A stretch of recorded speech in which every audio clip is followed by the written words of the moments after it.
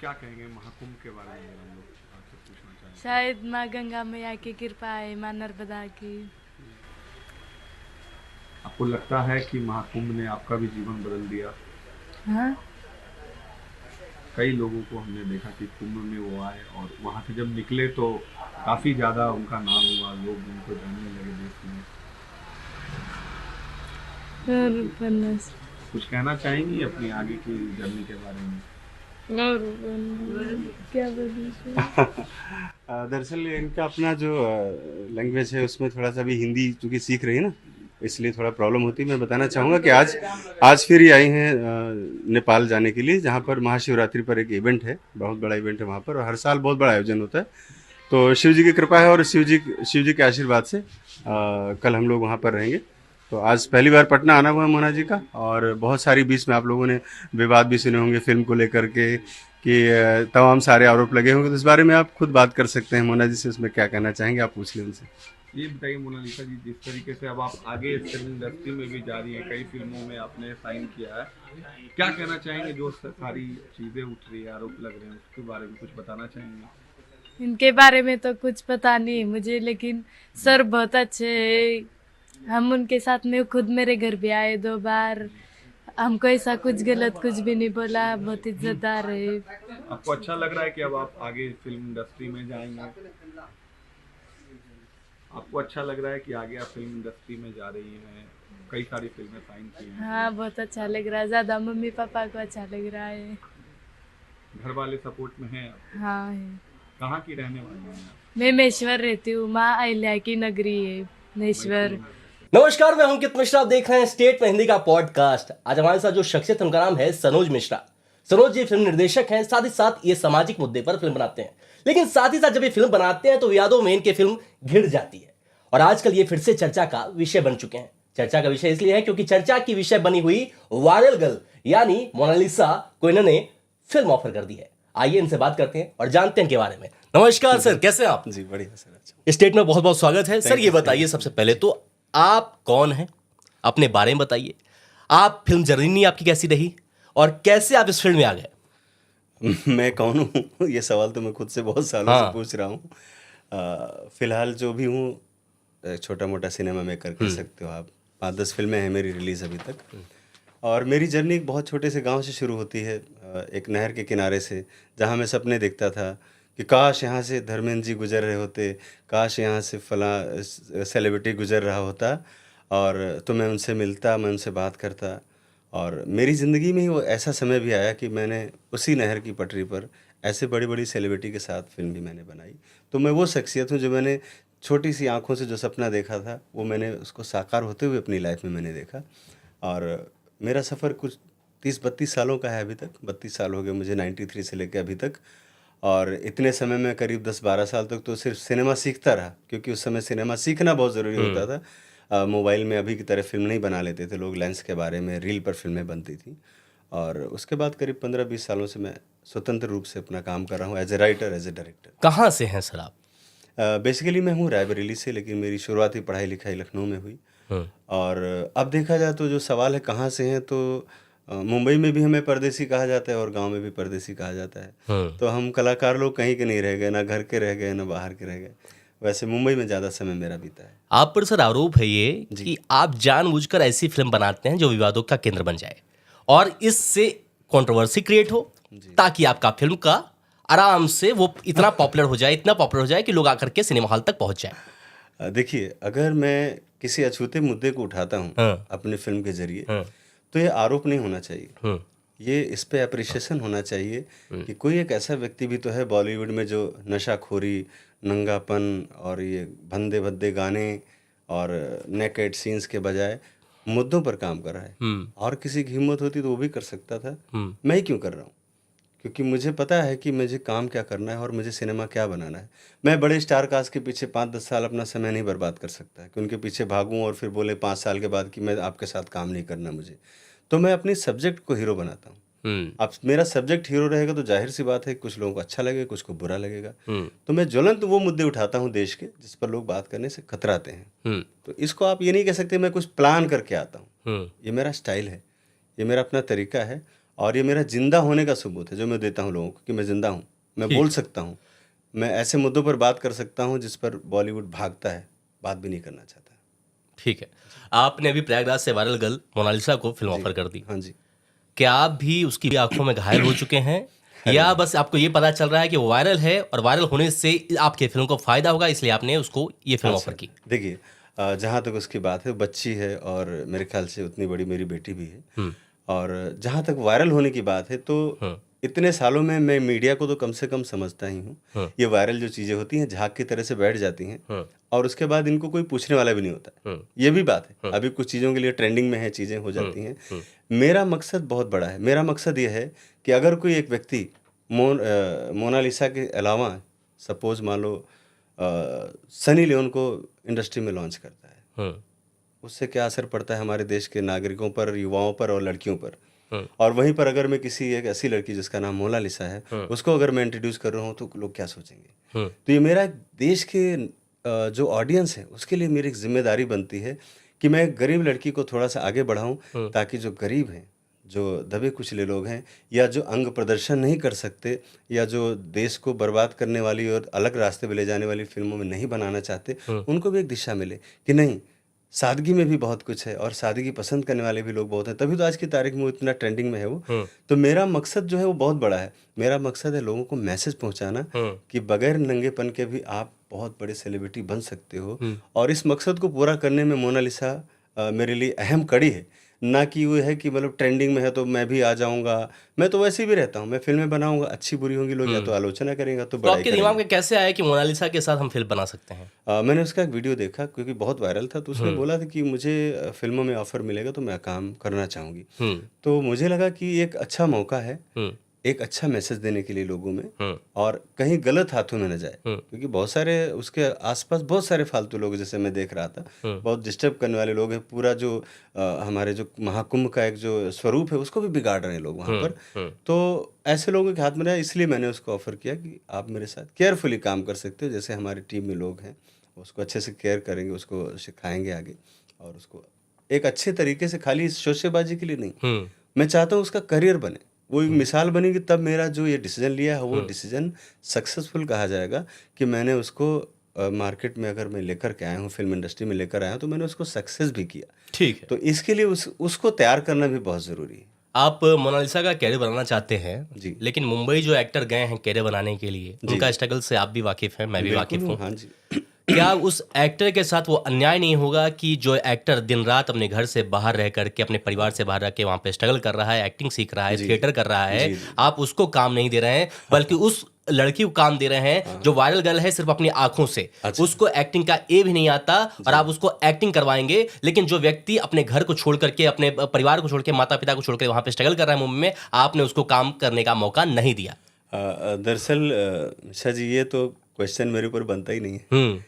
इसलिए नहीं बनता है कि आप मेरी फिल्मों को उठा करके देख लीजिए। मैंने जितने लोगों को as a newcomer, as a lead, as a main lead, as a second lead जितना काम दिया है, या जिनके साथ मैंने काम किया, उतना किसी और ने नहीं किया। क्योंकि मैंने आपको पहले भी बताया कि मैं बड़ी स्टार कास्ट के पीछे कभी नहीं भागा। एक दो फिल्मों को आप मेरी छोड़ दीजिए, तो मैंने ऑलमोस्ट लगभग सभी फिल्मों में नए कलाकारों को ही मौका दिया।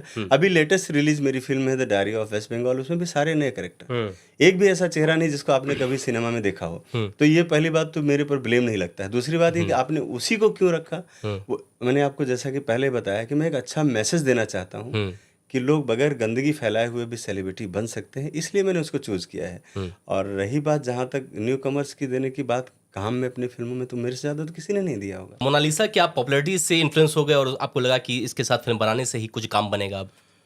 नहीं, मेरा मुद्दा ही बड़ा है, मेरा मुद्दा ही फिल्म का हीरो है, और मेरा मुद्दा ही सबसे बड़ा होता है हमेशा। मैंने जैसे अभी आपको कहा कि मोनालिसा का जो ये चैप्टर है, अभी जो चीज़ें चल रही हैं, जो वायरल हो रही हैं चीज़ें, ये महाकुंभ खत्म होते होते चीज़ें भी खत्म हो जाएंगी, और जब तक मेरी फिल्म आएगी तब तक लोग भूल चुके होंगे कि मोनालिसा भी कोई चीज़ थी। फिर वहाँ पर फिल्म ही दिखाई पड़ेगी।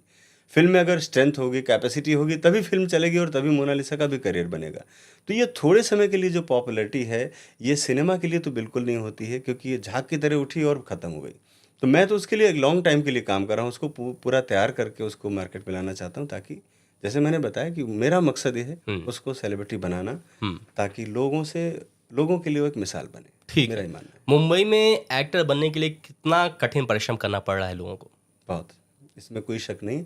और जहाँ तक आपका जो कहना है कि जो लोग वहाँ पर स्ट्रगल कर रहे हैं, घर परिवार छोड़कर और बड़ी विषम परिस्थितियों में रहते हैं, मैं उन्हीं के बीच में रहता हूँ और मैं उनके दर्द को बहुत बाखूबी समझता हूँ। और तभी मैंने इतने सारे लोगों के साथ काम, जितना भी मेरे से बन सकता है, जितनी भी मेरी कैपेसिटी है, उतने लोगों को मैं समेटता हूँ अपने साथ आसपास।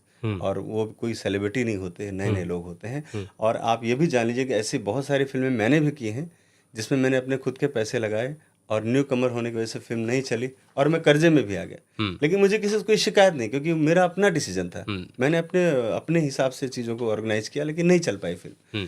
तो अब ये मेरा बनता है हक कि मैं फिल्म किस तरह से बनाऊं, क्योंकि रिस्क भी मैं ही लेता हूं ना। अगर फिल्म नहीं चलती तो कोई नहीं पूछने आता कि भैया इतना कर्ज आपके ऊपर हो गया है, कहाँ से दोगे आप। आदमी सुसाइड कर लेगा तो बोलेंगे अरे मर गया, वो तो कर्जे में था, मर गया। लेकिन आदमी कोई आगे नहीं आता है। तो मुझे तो ये भी देखना है, प्लस माइनस सब देख के चलना है। अब मेरी बंगाल डायरी अगर नहीं चलती तो लोग पैसा देने आते क्या मुझे, या कर्ज हो तो कुछ देता क्या, नहीं देता। तो हमें वो भी देखना है, खाली लोगों के कहने पर ही नहीं, हमें अपना व्यवसाय और बिजनेस भी देखना होता है। ठीक है। मोनालिसा की जैसी पर्सनालिटी है, उसके हिसाब से कोई आपने कैरेक्टर सोचा है? ये फिल्म कौन सी होगी, फिल्म का नाम क्या होगा, कहाँ पर शूट होगा, कैसे उसको कैरेक्टर मिलेगा? जी जी, थोड़ा प्लीज बताएं। हाँ मैं बताना चाहूँगा। ये फिल्म हमारी है द डायरी ऑफ मणिपुर, और उसका शूट अगले महीने से शुरू हो रहा है। ठीक है। इसमें जो मोनालिसा का किरदार है वो एक ट्रेवलर है, मतलब एक उस फैमिली से बिलोंग करती है जो आर्मी बैकग्राउंड से है, और जो आर्मी ऑफिसर थे रिटायर्ड होकर वो इम्फाल में ही बस गए वहीं पर। ये उनकी लड़की है। वो अपने फादर के लिए स्ट्रगल कर रही है, छोटे छोटे काम कर रही है। उसका सपना है बड़ा बनने का, डिफेंस में जाने का, ताकि देश के लिए कुछ कर सके। तो इस तरह से उसका एक रोल बहुत अच्छा डिज़ाइन किया है। और मेरे ख्याल से तो जो क्या कह सकते हैं कि वो लीड रोल रहेगा उनका? नहीं, लीड के पैरेलल रहेगा, ठीक लीड है, तो नहीं होगा, पैरेलल लेकिन लीड, हाँ ठीक। पैरेलल लीड रहेगा। और दूसरी बात है कि जो जिस तरह से उनका परिवेश रहा है, उस परिवेश से एकदम से बाहर निकालना भी अच्छा नहीं होगा। तो उसके कैरेक्टर के आसपास ही मैंने चीज़ों को बुना है, ताकि जो हम लोग उसके ऊपर काम करें, उसके साथ साथ उसका जो मौलिक चीज़ है वो भी उसमें इन्वॉल्व रहे, तो क्या ये और न लगे। क्या ये फिल्म जो रहेगी वो पूरा मोनालिसा के इर्द गिर्द ही घूमती रहेगी, या कुछ बड़े पात्र भी इसमें जुड़ने वाले हैं? नहीं, पात्र तो हैं और भी बहुत सारे, लेकिन मोनालिसा भी इसका एक बहुत अहम किरदार होगी।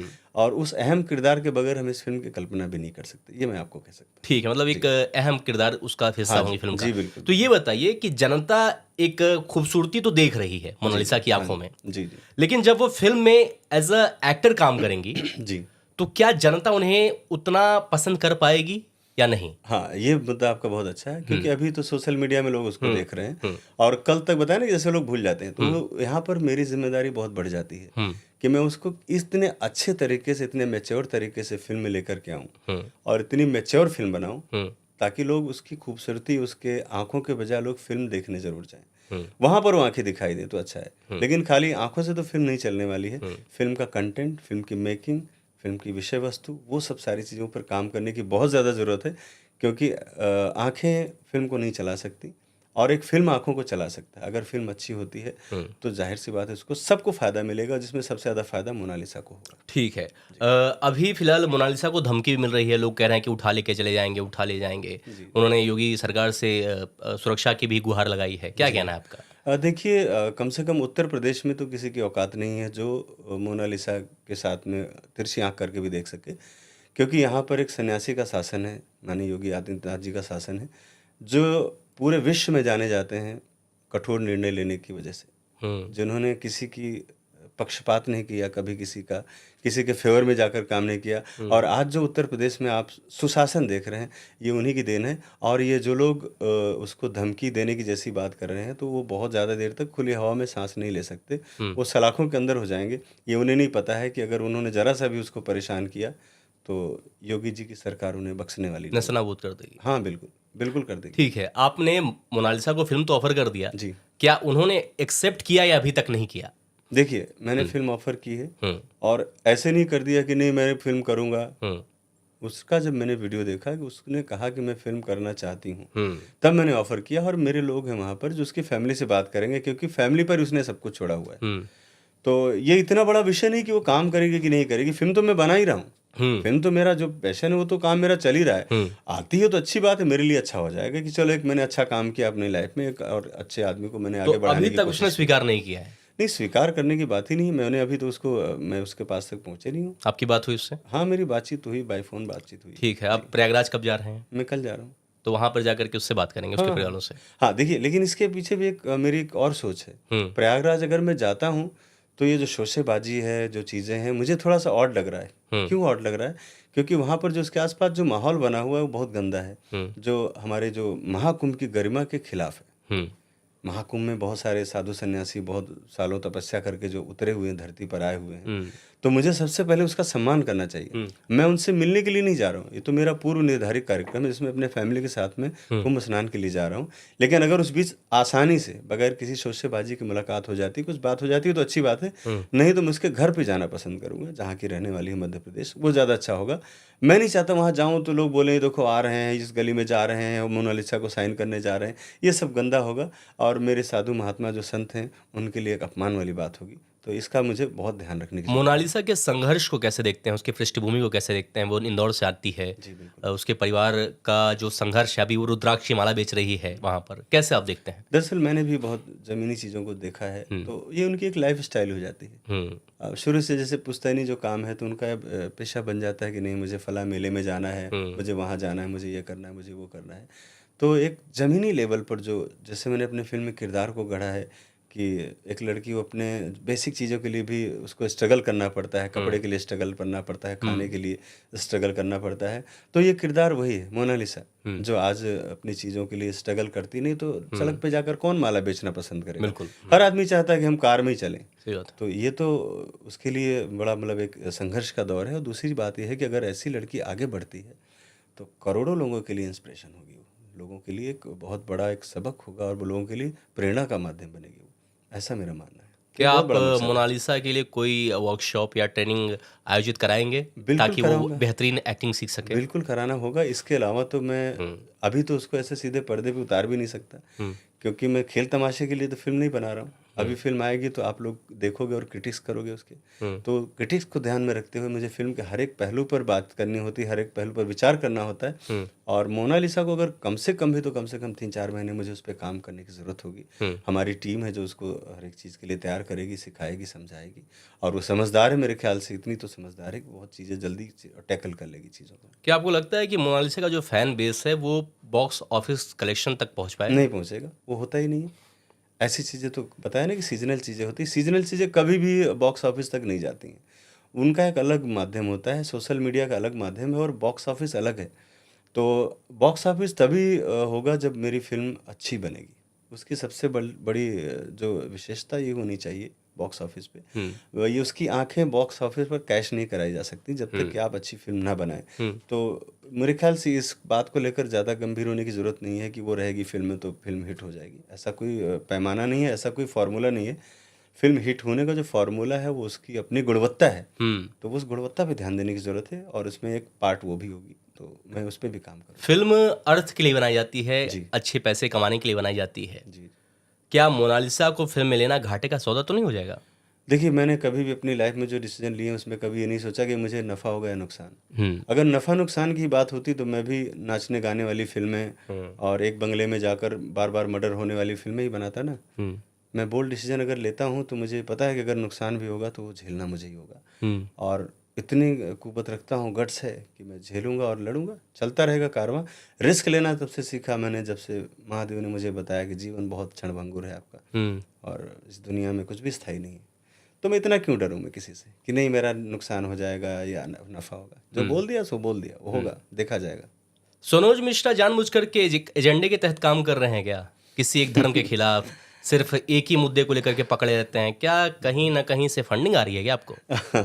अगर फंडिंग आ रही होती तो जो मैंने फ़िल्म 2 करोड़, 3 करोड़, 5 करोड़ में बनाता हूँ, ये 100 करोड़ में बनती। हुँ, अगर फंडिंग कहीं से आ रही होती तो मुझे छोटी-छोटी चीज़ों के लिए स्ट्रगल नहीं करना होता, मुझे धक्के नहीं खाने होते, मुझे लिंचिंग का शिकार नहीं होना पड़ता, मैं भी अपने एसी वाले वैन से बाहर नहीं निकलता, सड़कों पर जान बचाने के लिए भाग नहीं रहा होता और बनारस के घाट पर महीनों तक नहीं पड़ा रहा होता। तो अगर इस तरह की बात होती तो ये सारी चीज़ें मेरे साथ नहीं होती। ये जिनके साथ होती हैं वो लोग बड़े-बड़े महलों में हैं और मैं आज भी मज़दूर की तरह से ही हूँ, आज भी सड़क पर हूँ, वन बाय वन। अपने देश के लिए, अपने सनातन के लिए, धर्म के लिए काम कर रहा हूँ। और मैं किस सब धर्मों का सम्मान करना सिर्फ मैं जानता हूँ, क्योंकि मैं कट्टर सनातनी हूँ। कट्टर सनातनी होने का मतलब है कि सबको साथ में लेकर चलने वाला। हमारे यहाँ नफरत तो सिखाई नहीं गई है, तो मैं तो सबको प्यार करता हूँ। मेरे आसपास तो जितने भी उसमें 50% ज़्यादा मुस्लिम ही हैं। मेरे इस फिल्म के प्रोड्यूसर भी मुसलमान हैं।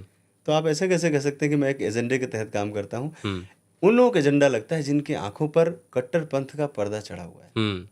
वो लोग जो कट्टरपंथी हैं, जो आज के सभ्य समाज में भी मध्ययुगीन सभ्यता का अनुसरण करते हैं, उनको लगता है कि एक खास जो उनकी आइडियोलॉजी है वही दुनिया पर राज करेगी, ऐसे लोगों के खिलाफ मैं और मेरे दम तक रहूँगा। बाकी मेरे साथ जो लिबरल लोग हैं, दो मेरे फिल्म के प्रोड्यूसर मुस्लिम हैं दोनों, और मैं उनके साथ रहता हूँ। और सबसे ज़्यादा तीर्थ मुझे कराने वाले भी वही दोनों मुस्लिम हैं। वो मुझे बताते हैं फला मंदिर चलना है, वहाँ पे ये है, वहाँ पे वो है, मैं जाता हूँ। और मैं कभी नहीं कहता हूँ आप मेरे साथ मंदिर आओ, लेकिन मुझे मज़ार पे जाना अच्छा लगता है, क्योंकि हमारे धर्म में तो कहीं मना नहीं किया। मैं जाता हूँ, मज़ार पे जाता हूँ, वहाँ पे शीश नवाता हूँ। मुझे लगता है वो भी मेरे बुजुर्ग हैं, मेरे देवता हैं, तो हमें तो ये सिखाया गया है। और ये खास करते हुए बोलना कि नहीं मैं किसी एजेंडे के तहत, किसी दुश्मनी के तहत, नहीं, ये गलत बात है। मेरी फिल्मों को देखिए, अगर कोई भी एक तथ्य आप गलत बता दें कि ये गलत है और ये खास किसी वजह से किया गया, तो वो अलग बात होगी। कोई दावा करता हूँ कि कोई भी एक चीज़ हमारी फिल्म में जो हमने दिखाई है फिल्मों में, अगर उसका कोई काट बता दे कि नहीं ये गलत था, तो मैं उसका अब मैं इंडस्ट्री में काम करना छोड़ दूँ, फिल्म बनाना बंद कर दूँ। ठीक है जी। आपने अपने आप को कट्टर सनातनी कहा। हाँ, क्या आप चाहते हैं कि देश में हिंदू राष्ट्र हो जाए? भारत हिंदू राष्ट्र हिंदू राष्ट्र अगर होता भी है तो इसमें बुराई क्या है? हिंदू राष्ट्र का मतलब है तो और ज़्यादा लिबरलिटी आ जाएगी फिर तो। क्या है आपके हिसाब से हिंदू राष्ट्र की नहीं, अवधारणा? मेरा हिंदू राष्ट्र का मतलब है कि सारी दुनिया में समभाव, सबके लिए इंसाफ हो, सबके लिए काम हो। कट्टरपंथ की जहाँ पर जरा भी गुंजाइश ना हो, जहाँ पर लिंचिंग ना हो, जहाँ पर हत्या करने को जो है जायज़ न करार दिया जाए, वही राम राज होगा और वही हिंदू राष्ट्र होगा। हिंदू राष्ट्र का मतलब है कि हिंदू बहुत लिबरल है शुरू से ही। आप देखें तो पूरा एशिया तो हिंदू ही था पूरा। अगर लिबरल नहीं होते तो इतने सारे हिंदू कैसे डिवाइड हो जाते और दूसरे धर्मों में चले जाते? आप सोचिए कितना लिबरल है हम लोग। हिंदुओं से ज़्यादा तो कोई ज़्यादा सहिष्णु कोई हो ही नहीं सकता है। आप जहाँ पर बात करते हैं धर्मनिरपेक्ष की, तो सिर्फ हिंदू है। और कौन है धर्मनिरपेक्ष? आप बताइए। ये तो घुट्टी सिर्फ हिंदुओं को ही पिलाई गई है ना कि ये धर्मनिरपेक्षता होती है। बाकी तो लोग अपने अपने धर्मों को मानते हैं। हम ही बोलते हैं ना कि हम सबको मानते हैं, और तो बोलते नहीं मैं सिर्फ एक को ही मानता हूँ। तो इससे बड़ा वर्ल्ड में कोई एग्जाम्पल नहीं है सनातन और हिंदुत्व के बराबर। इसकी जो सोच है बहुत बड़ी है। इसको आप किसी धर्म के लेकर के या भगवा को लेकर के या किसी चीज़ों को लेकर संत महात्मा तक सोचते तो ये नहीं, ये बहुत बड़ी विचारधारा है और इस दुनिया को समेटने में सक्षम है। ये आप कह सकते हैं कि जो हिंदुत्व है पूरी दुनिया को अपने बाहों में समेट लेगा। एक शब्द है जिहाद, जी, जो कि अब बॉलीवुड में भी लोग कह रहे हैं कि आ रहा है। आ रहा है। जिहाद हो रहा है।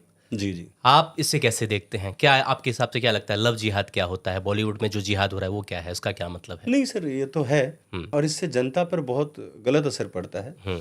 खासतौर पे जब धर्म को लेकर के चीज़ें होती हैं तो एक तो फैमिली में बहुत ज़्यादा प्रॉब्लम क्रिएट होती है अगर दूसरे धर्मों में कुछ इस तरह की चीज़ें होती हैं। लड़की कहीं चली गई, और ज़्यादातर तो हिंदुओं की लड़कियां ही जाती हैं। ये भी देखने में आपको आया होगा, क्योंकि उस वक्त उनको अपने धर्म के बारे में एक तो पता नहीं होता है। और जैसे उनसे किसी ने पूछ लिया कि तुम्हारे यहाँ मंदिरों में मूर्तियाँ जो होती हैं उन पर जल चढ़ाया जाता है, वहाँ पर तो गंदगी भी कर सकते हैं, कुत्ते भी चले जाते हैं, भी चले जाते हैं, आपकी मूर्तियाँ तो अपनी रक्षा नहीं कर सकती, फिर उनकी पूजा क्यों करते हो? यहाँ पर जब जवाब नहीं होता है तो हम उनके फेवर में हो जाते हैं कि हाँ भाई तुम सही हो। तो हमें जब धर्म में ये बताया नहीं जाएगा कि हमें मूर्ति पूजा हम क्यों करते हैं, हमारे यहाँ चीज़ें क्यों हैं, तो ऐसी लड़कियाँ जो धर्म के खिलाफ जाकर जो शादियाँ करती हैं उससे गलत परंपरा शुरू होती है। और वो भी खासतौर पे सेलिब्रिटी में। फिर लगता है छोटे वाले तबके में लोग, उनको भी लगता है कि अगर फलां उसने किया है, करीना कपूर ने किया तो मैं भी कर सकती हूँ। तो एक गलत तरह की परंपरा शुरू होती है और मुझे लगता है कि इन चीज़ों पर थोड़ा सा हमारे। आपका मानना है कि अपने धर्म में शादी करनी चाहिए? बिल्कुल होनी चाहिए, बिल्कुल। अच्छा, आपकी एक फिल्म आई थी the diary of waste Bengal, जी वो आते ही विवादों में घिर गई जी। और आपने ममता बनर्जी पर भी आरोप लगाया कि आपको सताया जा रहा है। आपको बनारस के एक होटल में पाया गया, आपके खिलाफ आपकी धर्मपत्नी ने खोज की रिपोर्ट भी लिखवाई जी। और आपको होटल में पता चला कि आप वहाँ पर पाए गए हैं। आप अपना फ़ोन भी उठा करके फेंक दिए थे। आप पुलिस से डर रहे थे, आपने कहा कि बंगाल पुलिस से आप डर रहे थे, प्रशासन डर रहे थे। क्या मामला था, पूरा बताएं। बहुत डिटेल में जाऊंगा तो बड़ी लंबी कहानी हो जाएगी। कम शब्दों में बताना चाहूँगा कि ममता बनर्जी जी से मेरा कोई वैसा वो नहीं था कि मैं कोई इंटेंशनली काम कर रहा था। बंगाल में मैं पिछले 3 सालों से मैंने काम किया और वहाँ पर जिस तरह से जनसंख्या को उलटफेर किया जा रहा है, बाहर से लाकर लोगों को बसाया जा रहा है, मैंने उसके किसको ऑथेंटिक बसाया जा रहा है? बाहर के रोहिंग्या मुसलमान जो आ रहे हैं हम्म बांग्लादेश के रास्ते से, वहाँ पर लाकर बसा कर उनको वोटर आईडी दिया जाता है, उनको राशन कार्ड दिया जाता है ताकि यहाँ पर रहो, खाओ और हमें वोट दो। तो मेन तो यही था मुद्दा मेरा, जिस पर मैंने बड़ी बारीकी से काम किया और उसको प्रूव भी किया। लेकिन सरकार को बुरा लगा, उन्होंने FIR की कई तरह से मुझे लिंचिंग कराने का भी प्रयास किया गया। लेकिन जब बात आ जाती है कि समझने की कि भाई हम कहाँ पे हैं और क्या कर रहे हैं, तो मेरा ये मानना है कि जब फिल्म कंप्लीट हो गई, पिक्चर जब कंप्लीट हो गई और उसके बाद जब हम लोग उसको रिलीज में लगे हुए थे, तो मेरे साथ एक निर्माता थे वसीम रिजवी। तो वसीम रिजवी जो थे वो पहले तो अपने आप को त्यागी हो चुके हैं। नहीं, त्यागी वागी कुछ नहीं होते हैं, वो तो खैर कहने की अब बात त्यागी हो गए वो? नहीं हुए हैं अपने आप को कहाँ कहते से हो, कैसे वो त्यागी नहीं, हैं हम? कुछ नहीं, तो मैं भी बोल दूं कि मैं आज वो हो गया हूँ, मोदी जी तो नहीं बन सकता ना मैं कहने से। आदमी के अंदर वो सोचिए, ईश्वर ने तुमको जिस धर्म में पैदा किया वो तुमको वहीं रहना चाहिए, तुम्हें इसको चेंज करने का हक नहीं है बिल्कुल भी, मैं किसी को भी बोलूँगा। तो मैं उनकी बातों में आ गया और मैंने उस फिल्म में मैंने उनको एज ए निर्माता लॉन्च किया, क्योंकि वो बोल रहे थे कि मेरे साथ अब लोग कोई साथ नहीं दे रहे हैं जब से मैं धर्म में आया हूँ, सनातन में आया हूँ। और जब फिल्म कंप्लीट हो गई तो उन्होंने भी ममता बनर्जी से बड़ा तो धोखा उन्होंने मेरे साथ किया, और वो चाहते थे कि मैं बंगाल में जाकर मार दिया जाऊँ ताकि फिल्म उनकी हाईलाइट हो जाए। डायरेक्टर मर गया तो पिक्चर मीडिया में हाईलाइट हो जाएगी, सैकड़ों करोड़ कमाएगी और सरकार खुश होकर उनको भी अपना कोई बड़ा तो पद ऐसा आप दे लोग क्या फिल्म बना रहे हैं भाई जो विवादों के केंद्र में आ जा रहा है? नहीं, विवादों का केंद्र बना रहे लोग, मैं तो सच्चाई बता रहा हूँ। सच्चाई आप एक्सेप्ट नहीं करना चाहते तो आप विवाद खड़े करेंगे। फिर अगर आप सच्चाई को एक्सेप्ट करते हैं तो आपको सैल्यूट करना चाहिए कि हाँ यार ये फिल्म तो अच्छी बनाई इन्होंने। लेकिन जब वही मैं दिखाया कि जिस तरह से रोहिंग्या आ रहे हैं वहाँ पर, किस तरह से तुष्टीकरण हो रहा है, तुष्टीकरण की पॉलिटिक्स कैसी हो रही है, तानाशाही क्या हो रही है, तो बुरा लग रहा है लोगों को। तो इसमें तो विवादित फिल्म तो नहीं कह सकते। तो आपके हिसाब से आप सच्चाई दिखा रहे थे? निर्भीक फिल्म कहिए इसको, आप विवादित मत बोलिए, निर्भीक कहिए, असली सिनेमा कहिए। एजेंडा वाला सिनेमा तो ये लोग बना रहे हैं जो सनातन को नीचा दिखाने के लिए, हमारे देश में कल्चर को खराब करने के लिए जिस तरह से लोग फिल्म बना रहे हैं, उनको एजेंडा वाली फिल्म है। हम तो निर्भीक फिल्में बना रहे हैं, निडर। आपके ऊपर FIR भी हुआ? एक तो हुआ है बंगाल आदत हो गई तो बंगाल प्रशासन से भाग करके आप बनारस आकर गए। अब मुझे क्या हुआ उस वक्त, जब मुझे बोला गया, रिजवी ने मुझे कहा कि जाकर आप वो जमानत करा लो वहाँ से। पता नहीं किसने साजिश की, उसी ने की होगी, और वहाँ पर लोगों ने मुझे घेर लिया, मुझे वहाँ से भागना पड़ा। इधर ये क्राइम ब्रांच में कई जगह इसने FIR मेरे नाम फर्जी करा रखी थी, तो मैं इधर रिजवी से भी जान बचा रहा था, उधर बंगाल पुलिस से भी जान बचा रहा था। तो जैसे आपने कहा कि मैं बनारस के होटल में पाया गया, तो मैं होटल में गया ही नहीं, मैं घाट पे ही बैठा था, 6 दिन तक मैं वहीं था। आप अपना फोन स्विच ऑफ कर दिए थे? फ़ोन फेंकना पड़ा मुझे, ट्रैक कर रहे थे लोग ना मुझे। तो मैंने अपने लॉयर से बात किया, लॉयर ने बोला कि सबसे पहले आप फ़ोन अपने से दूर करो। कौन था आपकी हत्या के पीछे जो कराना चाहता था? बंगाल सरकार। बंगाल सरकार आपकी हत्या करना चाहती थी? बिल्कुल, और इसमें वसीम रिजवी का भी पूरा हाथ था, वो भी चाहता था, क्योंकि उसका मकसद था राज्यसभा बना, सरकार खुश हो जाए। अरे बाप रे, इतनी बड़ी फिल्म बना दी, क्योंकि बनाया मैंने, सब कुछ मेरा, रिसर्च मेरा, काम मेरा, रात दिन मैंने काम किया, और वो बोला है मैंने किया, सब मैंने किया, सब मैंने किया। अरे कहाँ से सीखा तुमने? मदरसे में सीखा क्या? मैं 32 साल से हूँ इंडस्ट्री में, अभी तक मैं नहीं सीख पाया फिल्म बनाना, और वो फिल्म बना डाले। बंगाल डायरी बोले मैंने बना दी, मैंने काम किया, मैं रिसर्च किया, मैं वहाँ गया। अरे बाप, कितनी बड़ी हिट हुई इस फिल्म? अब हिट तो बहुत बड़ी होती, लेकिन वो जब उनका मकसद ये अलग हो गया कि नहीं खाली डायरेक्टर को डैमेज कर दिया जाए, तो जाहिर सी बात है कि शो ऑफ होकर रह गई फिल्म। जिस तरह से जिस मकसद के लिए बनी थी, जिस बहुत बड़ा उसका मकसद था, और आज भी लोग उसका इंतज़ार कर रहे हैं कि अरे भैया पिक्चर कब आ रही। तो आप सोचिए, जहाँ पर लोगों ने फिल्म को देखा है 100% में 100% लोगों ने अप्रिशिएट किया। मतलब अगर दूसरे धर्म का भी बंदा देखना गया है तो फिल्म की बुराई नहीं की उसने, भले ही कुछ ना बोला हो, निकल गया हो।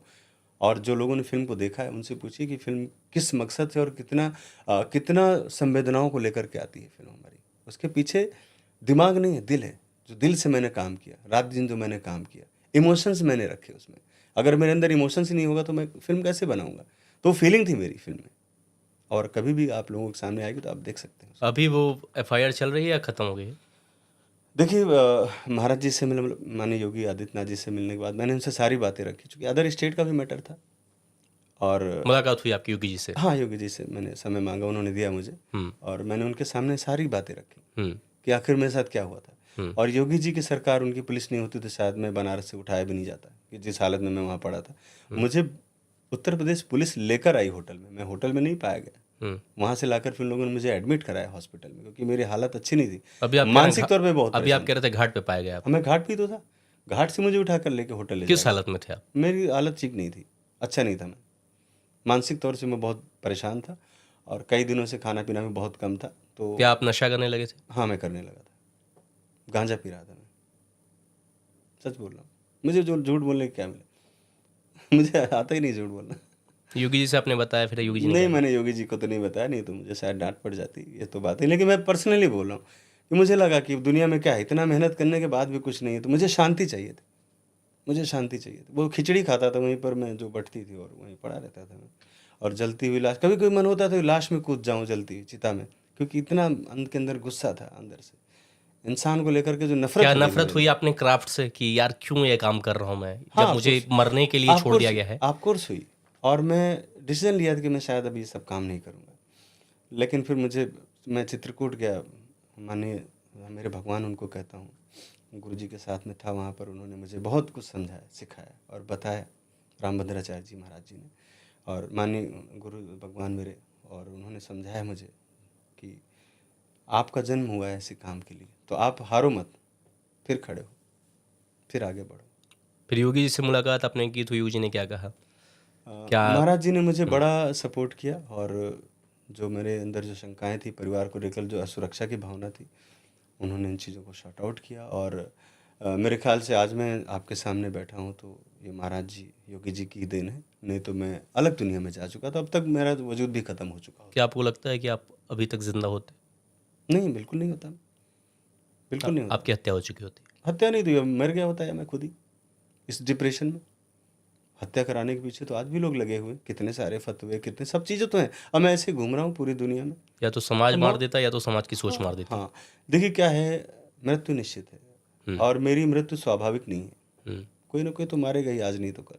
कोई ना कोई सिरफिरा बैठा होगा जिसके दिमाग में और धार्मिक कट्टरता चल रही होगी, बोलेगा चलो ठोक दो चल के उसको। तो सबसे आसान है मुझे मानना है। मैं तो पब्लिक में घूमता हूँ, छोटे छोटे जगह में भी जाता हूँ, मेरे पास ना कोई फोर्स है, ना मेरे पास बाउंसर है, खुलेआम मेरी ज़िंदगी। क्योंकि मुझे पता है कि जितने दिन कागज़ पे लिखा है उतने दिन मैं हूँ, जिस दिन मरना होगा उस दिन खेल खत्म। डर लगता है? कभी नहीं, क्यों डरना। मेरे बगैर भी दुनिया चलती रहेगी और हमेशा चलती रहेगी। मेरे न जाने कितने लोग मेरे जैसे आए इस धरती में चले गए। तो डर तभी ख़त्म हो गया जब महादेव ने मुझे कहा कि तुम निश्चित समय के लिए आए हो, खाली ये टाइम ही तुम्हारा खाली है, इसी में तुम्हें सारा खेल करना है। तो डरना किस बात का, फिर बहुत हो गया डरना। कहा जाता है बॉलीवुड में दाऊद इब्राहिम का बहुत बड़ा दबदबा है। हाँ, बिल्कुल है, बिल्कुल है। और लॉबी है वहाँ पर, बहुत तरह की लॉबीज़ हैं वहाँ पे, काम करते हैं जो लॉबी में ही काम होता है वहाँ पर। तो लॉबीबाजी के चक्कर में आज बॉलीवुड अपने बहुत बुरे हालातों में, जैसा कि आप देख ही रहे हैं कि 90% चीज़ें बहुत डैमेज हुई हैं 4 सालों में। मुझे इसलिए फ़र्क नहीं पड़ता कि मैं उस भीड़ का कभी हिस्सा ही नहीं था। मैं इसलिए मुझे कोई फ़र्क नहीं पड़ता, जैसा ही बॉलीवुड ठीक है। मैं तो पहले भी स्ट्रगल कर रहा था, आज भी स्ट्रगल कर रहा हूँ। हाँ, लेकिन इस तरह से डाउनफॉल होना, सिनेमा हॉल बंद होना, चीज़ें ख़त्म होना और फिल्में ना चलना, नुकसान होना, ये कहीं कहीं लगता है कि यार हम जिस काम में, जिस फील्ड में, उसका अगर मार्केट ही गिरता चला जा रहा है तो हम कहाँ जाएंगे। लेकिन इसका दोषी कम से कम मैं नहीं हूँ, ये मैं कह सकता हूँ। मैं नहीं हूँ दोषी, वो लोग हैं जो बड़े बड़े कोठों पर बैठे हुए हैं। सलमान खान को डर सता रहा है कि लॉरेंस फिश्बर्न उनकी हत्या ना कराते। पता नहीं सर, मुझे तो ये सब पब्लिसिटी स्टंट लगता है। पता नहीं, कुछ ऐसा कोई है नहीं जो जेल में रहकर किसी को मरवा दे, और वो खुद अपने आप में सक्षम है, सरकार उनके पीछे है, सुरक्षा मिली हुई है, कोई डर वर नहीं है सर। कैसा लगता है लॉरेंस फिश्बर्न आपको? पता नहीं, मैं तो मिला नहीं कभी उनसे, और ना मैं तो खाली सोशल मीडिया की बातें देखता हूँ। बहुत लड़के उनको पसंद कर रहे हैं कि सनातन की रक्षा कर रहा है, सनातन पता की नहीं, रक्षा- मुझे हैं? इस बारे में कुछ जानकारी नहीं है। आप तो भी मैं अपने आप को कट्टर सनातनी कह रहे हैं। मैंने नहीं, मैं हूँ तो मैं बता सकता हूँ, वो है कि नहीं मुझे नहीं मालूम, क्योंकि मैंने उनसे कभी कोई ना उनका कोई ऐसा बयान देखा, ना मैंने उनको कभी ऐसा, लोग कहते हैं तो कई लोग कहते हैं कि सलमान खान के रिश्ते दाऊद के साथ भी हैं, आरोप लगाते हो हैं लोग। सकते हैं, वो बिल्कुल हो सकते हैं। मैं उसके बारे में नहीं कह सकता स्पष्ट, क्योंकि मुझे उसके बारे में जानकारी नहीं। कल को कोई बात होगी तो मैं प्रूव भी नहीं कर सकता, तो मेरा उसमें कोई ऐसा वो नहीं है। और बॉलीवुड तो शुरू से ही सब ऐसे ही लुच्चे लफंगों के ही उसमें रहा है हमेशा, इसीलिए आज इसका क्यों उस दुनिया में चले गए जहाँ लुच्चे लफंगे हैं? मुझे उस समय अच्छी लगती थी दुनिया। मुझे लगता था जैसे हीरो होते हैं तो ये वाकई में अपनी लाइफ में वैसे ही हीरो होंगे, लेकिन नज़दीक जाने के बाद पता चलता ना कि क्या स्थिति। जब तक मैं समझता तब तक समय निकल चुका था। ड्रग्स कितना बड़ा मुद्दा है बॉलीवुड? बहुत बड़ा मुद्दा है बॉलीवुड में, उसके बगैर तो पार्टी ही नहीं होती हैं। कितने लोग उसमें मारे गए, कितने लोग मरते हैं, जो क्राइम होते हैं उसके पीछे ड्रग्स का बहुत बड़ा हाथ होता है। इसलिए मेरा ऑफिस 7 साढ़े 7 बजे शाम को बंद हो जाता है। लोगों का शुरू होता है उससे, मेरा बंद होता है 7:30, क्योंकि उसके बाद फालतू की बातें होंगी। इसलिए मेरा यहाँ स्ट्रिक्ट है कि 7 साढ़े 7 बजे बंद। काम की चीज़ होगी सुबह 10 से 7, जैसे मैं अपने ऑफिस में मत जाता हूँ, वैसे बहुत कम मुझे मौका लगता है ऑफिस बैठने का, क्योंकि मैं बाहर ही रहता हूँ ज़्यादातर, लेकिन वो मेरा रूटीन ही है। जैसे ऑफिस में गए, सुबह 10 बजे नौकरी पे जाता, तो वैसे 10 बजे घर और शाम को 7 बजे बंद। वो नहीं रात में गए फिर वो पार्टियों में घूम रहे हैं और ड्रग्स ले रहे हैं और सबके पीछे पीछे चापलूसी कर रहे हैं और उसमें क्राइम माइंड में आ रहा है, वो सब चीज़ें मेरे साथ कभी नहीं रही और मैं बचता हूँ उन चीज़ों से। कहा गया कि सुशांत सिंह राजपूत ने आत्महत्या कर ली, बहुत लोगों ने कहा कि उनकी हत्या हुई। अभी कार्तिक आर्यन को भी साइडलाइन करने की कोशिश की गई, ऐसा लोगों ने आरोप लगाया। उनको धर्मा की फिल्म से हटा दिया गया, दोस्ताना 2 से। हम्म। क्या बाहर के जो व्यक्ति या लड़के एक्टर बनने आए हैं, वो लीड एक्टर बन रहे हैं, क्या उनको साइडलाइन करने की कोशिश की जा रही है? हाँ बिल्कुल की जा रही है, लेकिन मैं तो हमेशा पक्षधर रहा हूँ। उस लॉबी है जो काम करती है, जैसे लगता है कोई आगे बढ़ रहा है तो लोग उसमें रोकते हैं रोकने वाले, लेकिन मैं तो हमेशा बढ़ावा देता हूँ। मैं तो कह रहा हूँ आप आइए, अभी जो हम लोग मोनालिसा की फिल्म करें वो मैं आपको ऑफर कर रहा हूँ, आप कितने हैंडसम हैं, तो मैं तो आपको उठा लूँगा यहाँ से तो उन लोगों का है एक तरीका, वो लोग काम कर रहे हैं। और लॉबी में जब किसी को बढ़ते हुए देखते हैं लोग, जैसे उसके फेवर में जो ना हो, जो लॉबी उसके खास, तो लोग ज़रूर डैमेज करने की कोशिश करते हैं, फिल्मों से निकलवाएंगे, फिर आदमी फ्रस्ट्रेशन में जाएगा, कोई भी कदम उठा सकता है। अब सुशांत सिंह राजपूत का मैं नहीं कह सकता कि उन्होंने आत्महत्या की, हत्या की, मुझे उसके बारे में ज़्यादा कुछ डीपली पता नहीं है, क्योंकि अगर इतने दिनों से CBI और सब काम कर रहे हैं, कुछ ऐसा होता तो निकल कर भी बाहर आता। हाँ लेकिन ये ज़रूर मैं कह सकता हूँ कि उनके ऊपर प्रेशर था बहुत ज़्यादा, और वो प्रेशर जानलेवा होता है। जो बॉलीवुड का प्रेशर होता है बहुत जानलेवा होता है, उस प्रेशर से मैं गुजरा हूँ, इसलिए कह सकता हूँ कि बहुत उस प्रेशर में आदमी कुछ भी कर सकता है, बस ये। अभी सैफ अली खान पे हत्या करने की कोशिश, उनकी हत्या करने की कोशिश, उनको 6 बार चाकू भोंका गया और ऐसी खबरें आई कि उनके घर में एक चोर घुस आया था, जिससे लड़ते लड़ते वो घायल हुए। और अभी कल वो लीलावती अस्पताल से डिस्चार्ज होकर के घर गए, और जब गए तो उनका चाल एक अलग अंदाज था, लग ही नहीं रहा था कि उनको शायद कुछ हुआ है या जो भी है। आपको क्या लगता है, क्या ये भी एक स्टंट हो सकता है? मुझे तो ये लगता है क्योंकि इतनी सुरक्षा के बीच में एक आदमी कैसे जा सकता है। मैं बचपन से कई बड़े बड़े सेलिब्रिटी के घरों में जाने की कोशिश की कि मैं जाके मिल लूँ, अपना दर्द बता दूँ, मुझे तो किसी ने घुसने नहीं दिया आज तक। और एक आदमी रात में 2 बजे जाता है, ये सवाल उठते हैं इसमें, सुरक्षा पर सवाल उठते हैं। और ख़ास तौर पर इतनी बड़ी सेलिब्रिटी जो आज की तारीख में जो पूरे देश विश्व में लोग जानते हैं जिसको, उसके घर में इतनी आसानी से जो आदमी एंट्री कर जाता है और उसके बाद चाकुओं से वार भी करता है, तो ये बहुत सारी चीज़ें इसमें हैं जो वास्तविकता से अलग है। क्या लगता ये है? शक पैदा करती है, चीज़ें डाउट पैदा कर सकती है कि इसके पीछे कुछ और वजह भी हो सकती है, खाली चोरी की वजह तो नहीं हो सकती। चोरी करने के लिए 12वें माले पे जाकर आदमी एक सेलिब्रिटी को चाकुओं से नहीं मारेगा, या जैसे बोला जा रहा था कि वो बेटे को उनको किडनैप कर लिया था, बोला 1 करोड़ रुपए लेके आओ, ये तो फिल्मी स्क्रिप्ट है। ऐसा तो क्या कभी आपको लगता है ये स्वाभाविक फिल्मी नहीं हो सकता। स्टंट ही है? इस एक तरीके से शायद हो सकता है कोई फिल्म आने वाली है उसका लाभ लेने के लिए। नहीं, वो तो हो भी सकता है, लेकिन चूंकि वो घायल हुए हैं तो जाहिर से कुछ तो बात हुई है। लेकिन मुझे नहीं लगता है कि बाहर की चोरी का मामला है, कुछ उनके आपस का ही मैटर है उसमें, मेरा जहाँ तक मानना आपको लगता है कि फिल्मों में विवाद होना कभी कभी फायदेमंद साबित होता है? है। मुश्किल ही होता है बहुत। कंट्रोवर्सी अगर हो गई तो फायदा हो गया, जैसे पद्मावत के बाद कंट्रोवर्सी हुई तो फिल्म बहुत अच्छी हिट हुई। नहीं, कभी फायदा मिलता है और नुकसान भी होता है। आपकी फिल्मों को क्या मिलता है? नहीं, कंट्रोवर्सी की वजह से नुकसान भी बहुत होता है, क्योंकि एक बहुत बड़ा तबका जो है ना आपसे कट जाता है। आम जो फिल्म होती है उसमें और कंट्रोवर्सी में ही फर्क होता है कि एक बड़ा तबका आपसे हट जाएगा, आपका ऑडियंस कट जाएगा, तो वो नुकसान भी होता है आपका। फायदा बहुत कम होता है, रियर होता है, ये आप जान लीजिए। आपकी एक फिल्म आई थी काशी टू कश्मीर जी। इसके पीछे आपकी क्या सोच थी? काशी टू कश्मीर बहुत अच्छे मकसद को लेकर फिल्म बनाई थी मैंने, और उसके साथ बैड लक ये रहा कि उसमें कुछ ऐसे प्रोड्यूसर थे जो हमारी विचारधारा से मैच नहीं खाते, मतलब वो वामपंथी जैसे लोग थे, तो उन्होंने इस फिल्म को आने ही नहीं दिया, वरना हम कश्मीर फाइल से पहले रिलीज़ करते फिल्म को, और हमारी पूरी तैयारी थी, हर तरह से कई बार फिल्म का बिजनेस भी हुआ। लेकिन वो लोग जो वामपंथी सोच के लोग हैं, उन्होंने हमेशा उसमें अड़ंगा लगाया, और मुझे लगा कि शायद कुछ निर्माता ऐसे भी थे जिनको लालच दिया गया हो, कुछ पैसे दिए गए हो कि इस फिल्म को गटर में डाल दिया जाए। तो पिक्चर आज की तारीख में इतनी विशाल फिल्म, एक बड़ा सिनेमा जिसके आगे मैं भी नहीं पहुंच पाया, वो आज की तारीख में साइड चला गया। लेकिन अफसोस नहीं, उन चीज़ों को और लेके फिर क्या आ रहा हूँ। ऐसा क्या है मिश्रा जी कि आप फिल्म बना रहे हैं और वो फिल्म ठंडे बस्ते में चली जा रही है? सर मैं ही नहीं हूँ, हमारे साथ हजारों लोग ऐसे हैं, जिसमें 5-10 लोगों की तो फिल्में चल रही, 5 लोग। पिछले साल जितनी फिल्में रिलीज हुई उसमें सिर्फ 5 फिल्में चली हैं, जिसमें सेमी चलने वालों से मैं हूँ, आप ये समझ लीजिए। गुमनामी के अंधेरे में नहीं हूँ, बाकी जो 1000 फिल्में गुमनामी के तो अंधेरे आप में। गुमनामी के अंधेरे से निकलने के लिए ही आपने क्या मोनालिसा का नाम लिया क्या? नहीं, ये बात नहीं है, क्योंकि मेरा बताया ना कि मोनालिसा मेरी फिल्म के लिए इफेक्टिव नहीं है। आज नहीं, लेकिन आज आप जब इस बात को करते हैं तो आज आप चर्चा का केंद्र बन चुके हैं। मैंने आपको ये बताया कि मैं बनारस जा रहा हूँ, मैं नहीं चाहूंगा किसी तरह कोई चर्चा हो, साइलेंटली कोई बात होगी तो ठीक है, गरिमा की बात है। हाँ, ये बात है कि अगर मैं इस वक्त जो चीज़ें आई हैं मेरे सामने कि भाई उसको अगर मैं सपोर्ट नहीं करूंगा, एक अच्छा मैसेज जाएगा लोगों में, मेरी इस तरह से और 10 लोग आएंगे ना, उत्साहित होंगे और एक किसी गरीब का भला होगा, इसमें क्या बुराई है। ठीक है, ये बताइए, आप फिल्म को शूट कर लेते हैं, फिल्म ठंडे बस्ते में चली जाती है, नहीं, लेकिन एक फिल्म है। लेकिन जब शूट करते हैं तो कितना बड़ा चैलेंजिंग होता है आपके लिए? बहुत शिद्दत क्योंकि से। आप तो उसी प्रदेश में रहकर के उसी प्रदेश के खिलाफ आप फिल्म शूट कर रहे हैं।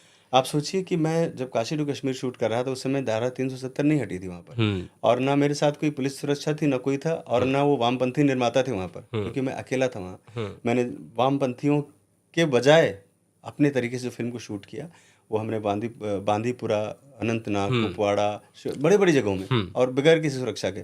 तो वो जो जीना होता है उस समय सिनेमा के लिए, और वो एक खास टाइम पर आकर जब आप किसी और के अंडर में हो जाते हैं तो लगता है कि यार मैंने मेहनत किस लिए की। तो आपकी चीज़ों को जब मिनिमाइज कर दिया जाता है कि नहीं मैंने पैसे लगाए हैं फिल्म में, खाली पैसे से तो आप मुझे नहीं खरीद सकते ना, पैसे से मेरे विचार नहीं खरीद सकते, मेरे विचार तो आएंगे दुनिया में। आप एक फिल्म आप रोक लोगे लेकिन दूसरे को तो नहीं रोक पाओगे ना। तो मेरी लाइफ में एक ही फिल्म है जो सिर्फ डब्बे में गई, बाकी कोई फिल्म नहीं डब्बे में गई, क्योंकि मैं बनाने से पहले उसको ठिकाने लगाने के बारे में पहले इंतजाम कर लेता हूँ, तभी आगे बढ़ता हूँ। मेरी छोटी से छोटी फिल्म भी रिलीज़ हुई है 400-500 थिएटर, उसके बाद OTT पे गई होगी। कहते हैं फिल्मों जो फिल्म है, सिनेमा है, वो समाज का आईना है जी। क्या आप मानते हैं कि आपकी फिल्म का जो संदेश है वो सही जगह पहुंच रहा है और लोग, ऑडियंस उसको स्वीकार कर रहे हैं? हाँ बिल्कुल, कुछ लोग हैं जैसे कि आपकी विचारधारा से सब लोग तो सहमत नहीं होंगे, तो कुछ लोग ऐसे भी हैं जिनको लगता है कि नहीं, आप उनके जो जहन में जो चीज़ें कट्टरपंथ चल रहा है उसके खिलाफ है, तो उनको बुरा लग सकता है। लेकिन मेरा जो विचार है, जो मेरी विचारधारा है, लोगों तक जिस सिनेमा के माध्यम से पहुंचाना चाहता हूं, वहां तक पहुंच रही है और लोग उसको अप्रिशिएट भी कर रहे हैं। आपको बहुत लोग ट्रोल भी करते हैं, आपके ट्रेलर पर भी विवाद होता है, आपको कानूनी नोटिस भी आता है, जी। कैसे झेलते हैं इस चीज़ को? मुझे लगता है कि मैं गलत नहीं हूँ कहीं से, तो मैं साइलेंटली उसके साथ रहता हूँ, मुझे जो करना है मैं कर रहा हूँ। नोटिस आ रहा है उसका जवाब देता हूँ, केस होता है उसमें लड़ता हूँ जहाँ तक भी बन पड़ता है। अब जैसे बहुत दूसरे स्टेट में मुझे परेशान करने के लिए केस किया गया तो मैं नहीं गया वहाँ पे, क्योंकि मेरे पास इतनी शक्ति नहीं कि मैं हर तीसरे दिन जाऊँ और वहाँ पे सिर्फ कचहरी में खड़ा होने के लिए, वो भी फर्जी केस में। तो इस तरह से तो एक कानून का एक तरह से मजाक बनाना, कानून को हथियार बनाने वाली बात हो जाती है। तो ये भी चीज़ें हमारी लाइफ में बहुत सारी रही हैं और मैं इनसे भी जूझता रहता हूँ। कोई आपका ऐसा कोई विवाद जो आपके जीवन का सबसे बड़ा विवाद रहा?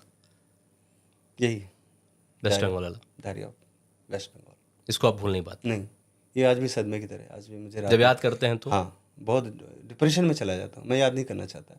और ये लाइफ में बहुत ही, मतलब मैंने अपनी मौत को अपनी आंखों से देखा, इतना कह सकते हैं, तो मैं इस हादसे को याद नहीं करना चाहता। भोजपुरी फिल्म भी निर्देशित किया आपने जी। पवन सिंह के साथ काम किया आपने, कैसे आदमी लगते हैं? बहुत अच्छे, बहुत अच्छा, मतलब उनका जो नेचर है वो बहुत नैसर्गिक, मतलब बहुत नेचुरल है, और उनको समझाने समझने की ज़रूरत है, बहुत ही इनोसेंट है वो, मतलब मेरे हिसाब से। और मैंने बड़ा ही कंफर्टेबली उनके साथ काम किया, सबसे ज़्यादा मैंने कंफर्टेबल उन्हीं के साथ काम किया। अच्छा जी।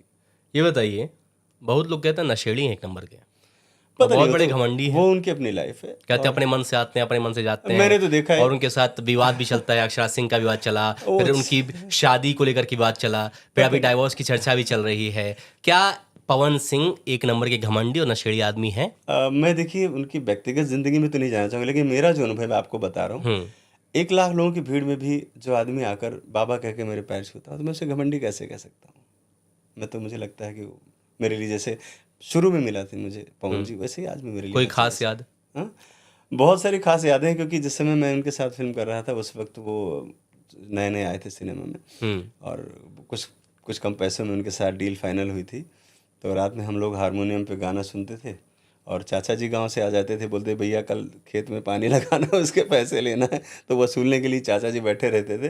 तो वो समय हम लोग याद करते हैं फ़ोन के साथ। कहीं ऐसा तो नहीं है कि आप जब काम किए तो उस वक्त का पवन सिंह सुपरस्टार अलग था, आज का पवन सिंह का सुपरस्टार अलग है, नहीं, और आज पावर स्टार पवन सिंह है, तो उसके अंदर इतना जबरदस्त नहीं, घमंड है? सफलता के समय भी मैं उनके साथ रहा हूँ मैं, और मुझे नहीं लगा कभी कि, हाँ मतलब ये ज़रूर है कि वो चूँकि बहुत इनोसेंट है तो लोगों की बातों में आ जाते हैं, उनको प्रॉपर गाइडेंस की ज़रूरत है, समझाने की ज़रूरत है, एक अच्छा मार्गदर्शक उनके साथ होना ज़रूरी है। आप कह रहे हैं कि वो अपनापन देखते हैं और साथ में हम लोगों को लेके चलते हैं, लेकिन उनके साथ भोजपुरी की अभिनेत्री अक्षरा सिंह भी रही और थ्रू आउट उनके साथ रही, मेरे साथ भी अक्षरा जी ने काम लेकिन किया। फिर अक्षरा सिंह को वो छोड़ देते हैं। पता नहीं भाई मुझे इसके बारे में, अक्षरा जी भी मेरे साथ काम की और बहुत अच्छा उनका नेचर रहा है, और आज भी मेरी उनसे कैसी लगती हैं अक्षरा सिंह? बहुत अच्छी हूँ, बहुत टैलेंटेड, मतलब मैं तो उनको लेडी आयरन लेडी कहता हूँ।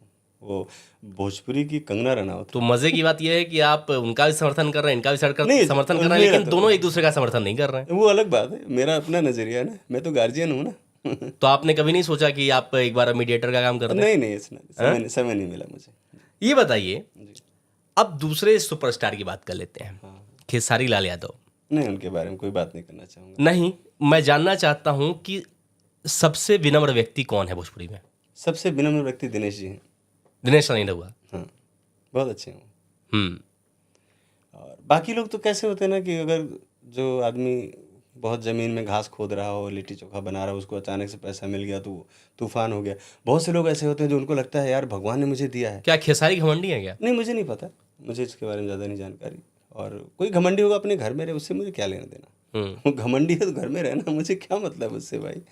लेकिन है कि नहीं, मैं इसके बारे में मुझे कुछ नहीं। खेसारी और पवन सिंह में भी तकरार हो रहा था। पता नहीं भाई, मुझे भोजपुरी का सबसे बड़ा सुपरस्टार किसको मानते हैं? मैं तो सुपरस्टार किसी को नहीं मानता भाई, जो भी अपने। क्यों भाई? पवन उस पे सिंह जाना कहते हैं नहीं हम चाहता। हैं, खेसारी कहते हैं हम हैं। उधर जाना नहीं चाहता सर, मेरी दुनिया अलग होगी ना। लेकिन एक तो सुपरस्टार चुनना पड़ेगा ना सर। पता नहीं सर, अभी तो भोजपुरी में मैंने देखा कि शायद वहाँ बहुत बुरा हाल है और थिएटर वगैरह सब बंद हो गए, तो सब लोग अपना नाच गा के अपना घर चला रहे हैं। और कहाँ सिनेमा बन रहा है अभी वहाँ? फिल्में बनना लगभग बंद हो गई। इतनी दयनीय स्थिति क्यों है भोजपुरी सिनेमा की? सब स्टारडम की वजह से खा लिया लोगों ने, अपना अपना पैसा खड़ा कर लिया। और क्या, किसी को पनपने नहीं दिया वहाँ, इंडस्ट्री पनपने नहीं दी। अच्छे अच्छे लोग, पढ़े लिखे लोगों को आने नहीं दिया। वही अनपढ़ गंवार जो लोग थे, उन्हीं को साथ में काम करना है उनको, तो कैसे चलेगी आगे? क्या भोजपुरी सिनेमा सिर्फ ढोड़ी और चोली तक ही रहेगी वहीं क्या? तक रह गया, बिल्कुल सच है ये, इसमें कोई संदेह नहीं। तो आम आदमी जो था दर्शक, वो तो कट गया ना उससे। अनसेटल्ड लोग देखते रहे और उसके बाद वो भी खत्म। आप लोग अपनी जिम्मेदारी नहीं निभाई कभी? कोशिश की, लेकिन मैं अलग थलग पड़ गया फिर। एक और मुद्दा बहुत बड़ा भोजपुरी सिनेमा में है, ठाकुर बनाम यादव।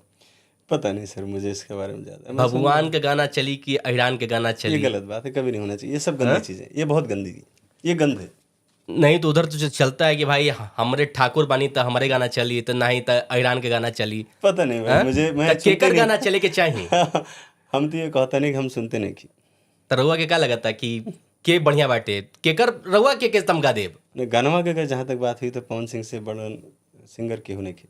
सिंगर सबसे बढ़िया पवन सिंह बने, और बाकी खेसारी पता नहीं भाई, वो तो का बोले उठलाली से रोटी बोल के। पता ना, हम सुन नहीं ना उनका रखे रहुआ का एकदम दिक्कत बा खेसारी से? ना, कौन दिक्कत ना, हम जानते नहीं कि उनका रखे, हम ना सुननी है भाई, पता ना बा हम क्यों हुआ कौन तकरार बा का? ना कबहू ना, कोनो भेटे नहीं किया हमारे उनसे। रवि किशन से? रवि किशन जी के ठीक बा रवि किशन के तो रहुआ कहता नहीं ठीक बा, लेकिन खेसारी के साथ रहुआ फिल्म बना ही ले पानी। ना, वैसे ही बन गई है गलती से। फिल्म का नाम हम आपके बता दी। जाए दी, कोनो बात नहीं कि वो गलती रहल हमारी जिंदगी के, सब गलती होला ना, हमेशा लाइफ में गलती होती रहती है इंसान से। रवि किशन कैसे आदमी लगते हैं? है अपना ठीक है, मतलब भी अपना अपना उल्लू सीधा कर लेते हैं और क्या। तो बोलबम करते हैं भाई, कुछ नहीं, वो सब महादेव करेंगे देखो, सब। महादेव उनके साथ हैं, इसलिए वो जिस चीज़ों के लिए डिजर्व नहीं करते वहाँ भी उनको महादेव सेटल कर देते हैं, बस यही उनके साथ। तो ठीक है, अपनी उनकी लाइफ है और उनका अपना अंदाज है, जी रहे हैं वो, और हमें अपने तरीके से जी रहे हैं। सांसद बन गए हैं, अरे अच्छी बात है भाई, कैसा लग रहा है? ठीक है। आप बहुत सारे सांसद है, 400 हैं उसमें। न्याय कर पा रहे हैं कि नहीं गोरखपुर से? पता नहीं भाई, गोरखपुर वाले बस सांसद ही बने हुए भाई, हैं। गोरखपुर में तो मैं जानता हूँ बाबा का राज है, हम्म। योगी बाबा का राज है। योगी बाबा ही वहाँ की सरकार चलाते हैं, योगी बाबा ही सब कुछ, वहाँ के लिए सब कुछ योगी बाबा है। और रवि किशन अब रवि किशन क्या है मुझे नहीं मालूम भाई, मैं तो वहाँ जाता भी नहीं हूँ। सांसद है वहां से? मैं गया भी हूँ तो कभी मैंने मिलने की भी कोशिश नहीं की, मैं तो अपने बाबा से मिलके चला आया। और मनोज तिवारी मृदुल मल्लुल भैया भी अच्छे हैं, ठीक है, उन्होंने अपना रास्ता बनाया। मृदुल भाषी है कि नहीं वो? बहुत मृदुभाषी और अच्छे हैं, हाँ। उसमें कोई शक नहीं, बढ़िया आदमी है। और उन्होंने सिनेमा से लेकर पॉलिटिक्स का अपने नए आयाम बनाए उन्होंने, तो ऐसे लोग साधारण नहीं होते। ये बताइए, जी, अब जो लड़के मुंबई में स्ट्रगल कर रहे हैं उनको सही दिशा दीजिए बिल्कुल इस पॉडकास्ट के माध्यम से। बिल्कुल ज़रूर। मैं चाहूँगा कि जो हमारे पोस्टकास्ट लोग जो दिख रहे हों और ख़ासतौर पे फिल्म लाइन में स्ट्रगल कर रहे हो, मैं उनसे ये कहना चाहूँगा कि अपना आकलन बहुत ज़रूरी है। अपने आप को समझिए कि मैं क्या हूँ, और कभी मत ये सीखिए कि मैं सोचिए कि मैं बहुत सीख गया हूँ, बहुत बड़ा एक्टर बन गया हूँ। नहीं, आप जितना भी ये समंदर है, जितनी गहराई में जाएंगे उतना आपको मजा आएगा। आप पढ़िए, अच्छे अच्छे ऑथर को पढ़िए और सीखने की प्रक्रिया करिए। जब सीखें, आपको खुद लगे कि हाँ मैं कुछ, तब आप आगे बढ़िए। और ज़रा से भी अगर आपको लगता है एक शॉट दिया और मैं स्टार हो गया, तो फिर वो चीज़ें आपको आगे नहीं ले जाएंगी, पब्लिक से कनेक्ट नहीं कर पाएंगे आप। स्टारडम वाला खेल मत खेलिए, वहीं पे आप दब जाएंगे नीचे। ये बताइए, बहुत लड़कों की दुविधा है भाई। दुविधा ये है कि घर वाले भेज दिए, अरे तुम तो सुंदर दिखते हो भाई, तुम यहाँ क्या कर रहे हो, अरे तुम मुंबई जाओ। लड़का पहुंच गया मुंबई। अब पहुंच गया मुंबई, ऑडिशन की लाइन में खड़ा हुआ है, यारी रोड में खड़ा हुआ है, आराम नगर में खड़ा हुआ है, महाड़ा में खड़ा हुआ है, फोर बंगलो में खड़ा हुआ है। जी। अब दिक्कत ये है कि वहीं सुनता है not fit, not fit, not fit. अब बेचारा वो निराश होता है। निराश होता है तो क्या लत लगती है? नशे की। नशे में यूथ चला जा रहा है, बॉलीवुड का एक बड़ा ये भी कारण है। ऐसे लोगों को क्या कहना चाहेंगे जो सिर्फ और सिर्फ बिना एक्टिंग सीखे मुंबई पहुंच जा रहे हैं और उनको लग रहा है कि वो कल को कल शाहरुख खान बन जाएंगे? दरअसल ऐसी लोगों की संख्या थोड़ी बहुत नहीं है, 90% है। वही मैं कह रहा हूँ। और ये जो भीड़ है ना, इस भीड़ की वजह से जो जेन्युइन लोग हैं जिनको वाकई में काम मिलना चाहिए वो भी भीड़ में दब जाते हैं, क्योंकि कंपटीशन बहुत बढ़ जाता है। और ये जो भीड़ होती है बहुत जल्दी कुंठित हो जाती है। कुंठित होकर ये लोग फिर तमाम तरह के उल्टे सीधे काम करने लगते हैं। तो सबसे पहले मैंने कहा कि अपना आकलन पहले आप करिए कि आप एलिजिबल हैं कि नहीं। अब मैं फिल्म बना रहा हूँ द डायरी ऑफ मणिपुर, लेकिन मेरे ऊपर प्रेशर है बहुत ज़्यादा। लोग बोले, मैंने कहा भाई नॉर्थ ईस्ट के लुक अलग होते हैं, बोले हम हमारा लुक हम बना लेंगे। अब जो लोग इस तरह की बातें करते हैं कि हम लुक बना लेंगे, तो वो कैसे, कितना मैच्योर आप बताइए। पहाड़ों के लोग जो रहते हैं उनका अलग लुक है, आपका अलग है, लेकिन फिर भी मेरे प्रेशराइज है। तो ऐसे लोग जो सोचते हैं कि नहीं हम वो कर लेंगे, इसका मतलब अनमेच्योर है। अनमेच्योर लोगों का तो बिल्कुल भी जरा कोई भी ठिकाना नहीं बॉलीवुड में, और उनके हाथ कुछ नहीं लगेगा निराशा के अलावा। इसलिए मेरा सबसे रिक्वेस्ट है कि कुछ भी अगर कहा तो आप तैयारी के साथ आइए। हर इंसान सीखता है ना, पैदा होने के बाद तो सब कुछ सीखता है। तो आप सिनेमा भी सीखिए कुछ दिन, पढ़िए कुछ दिन, समझिए, तब आइए। आप आके अचानक से आपने रील बनाया और बोला, मुंह बना दिया मिथुन दे की तरह से और गोविंदा की तरह से, तो आप एक्टर नहीं हो गए आप। जो रील वाला जो चक्कर चला है तो और ज़्यादा खराब करा है लोग। प्रॉपर एक्टिंग, लेकिन लोग कास्टिंग उसी की कर रहे हैं भाई, रील वाले की। भाई तुम्हारे 1.5 लाख फॉलोअर आ जाओ फिल्म में, भाई तुम एक्टर हो, तुम्हारे 100 फॉलोअर हैं, तुमको काम नहीं मिलेगा भाई, क्योंकि तुम सिर्फ 100 फॉलोअर रखते हो, तुम 1.5 लाख फॉलोअर रखते हो, तुम 1 मिलियन सब्सक्राइबर रखते हो, फॉलोअर रखते हो, तुम आ जाओ, तुम्हें एक्टिंग भले ना आती हो। उसके पीछे इसका एक बहुत बड़ा कारण तो डायरेक्टर भी है ना, कास्टिंग एक्टर भी है। हाँ, लेकिन मैंने अभी तक ऐसा कुछ नहीं किया, ये भी जान लीजिए। लोगों के बारे में बता रहा हूँ, वो क्या चाहते हैं कि अगर ये मेरी फिल्म में रहेगा, पिक्चर जब रिलीज होगी तो मेरी पिक्चर प्रमोशन हो जाएगा, लेकिन उससे कुछ नहीं होता। मैंने देखा कुछ भी नहीं होता। तो कहीं ना कहीं फिल्म की क्वालिटी पर भी तो असर पड़ रहा है। असर, गंदा असर पड़ रहा है, और टैलेंटेड लोग हतोत्साहित हो रहे हैं। तो भैया एक्टर कहाँ जाए? एक्टर को बस एक्टर तो फिर नशे में जाएगा। हाँ बिल्कुल, ये गलत परंपरा है बॉलीवुड की। तो इसको कैसे समाधान क्या है, कैसे खत्म कर देंगे? क्योंकि अब तो भैया सब चाहेगा कि वो हिट हो, सब चाहेगा सोशल मीडिया पे छाए। अब आप भी मोनालिसा को इसलिए ला रहे हैं क्योंकि भाई वो फॉलोअर उसके बहुत अच्छे होने वाले हैं, आपको लगता है आप, लेकिन ये बात ये भी कह रहे हैं कि उसके फॉलोअर जब तक मेरी फिल्म रिलीज होगी वो गिर जाएंगे। लेकिन बात सही है, लेकिन आज जो चर्चित लड़की हो चुकी है, आप भी तो उसी को कास्ट कर रहे हैं। मैं भी तो चर्चा, मैं कौन सा उससे कम हूँ? आप भी तो चर्चा का विषय बन चुके हैं। बिल्कुल बन चुका हूँ, कहीं ना कहीं कंट्रोवर्सी तो ले रहे हैं आप भी। नहीं, मैं कंट्रोवर्सी बिल्कुल नहीं ले रहा हूँ। मैं अपनी फिल्म की क्वालिटी पे जा रहा हूँ। मैंने आपको जैसे बताया कि मुझे कंट्रोवर्सी चाहिए नहीं, मैं कल मिलूंगा। अभी आपने कहा कि आप नॉर्थ ईस्ट की को रिप्रेजेंट करेंगे, तो क्या मोनालिसा नॉर्थ ईस्ट की लड़की लगती है? नहीं है, लेकिन मैंने आपको जैसे बताया कि मेरी फिल्म की कहानी भी मैंने आपको बताई। खाली वहाँ पे नॉर्थ ईस्ट के लोग थोड़े ना है। आप जाएंगे तो वहाँ पे आर्मी में, वहाँ डिफेंस में, मेरे कितने रिश्तेदार वहाँ पे नौकरी कर रहे हैं जाके, तो सब तो नहीं है वैसे, लेकिन हाँ मैक्सिमम लोग हैं, वहाँ पर। कब होगी ये शूटिंग? ये अगले महीने शुरू हो रही। कब तक पूर्ण हो जाएगा? अप्रैल तक, मई तक। अगले साल? हाँ अगले साल। चलिए, मतलब 1 साल बाद आपको हाँ जी, अब फिर से एक बार आपका चर्चा करेंगे हाँ, साथ में। जी। और देखते हैं कि ये फिल्म कितनी बड़ी हिट साबित हुई, और आशा करते हैं कि दर्शक सिनेमा हॉल तक जरूर खींच के आएगा। तो ये थे हमारे साथ फिल्म डायरेक्टर सनोज मिश्रा, जिन्होंने बताया कि वो फिल्म को लेकर के क्या सोचते हैं, उनकी सोच क्या है, साथ साथ मोनालिसा को लेकर के वो फिल्म क्यों करना चाहते हैं, इस विषय पर उन्होंने बात की। मैं अंकित मिश्रा आपके साथ जुड़ा था, और अच्छा लगे तो प्लीज लाइक करें, शेयर करें, सब्सक्राइब करें, वहाँ वेट करें अगले एपिसोड के लिए। धन्यवाद। Thank you.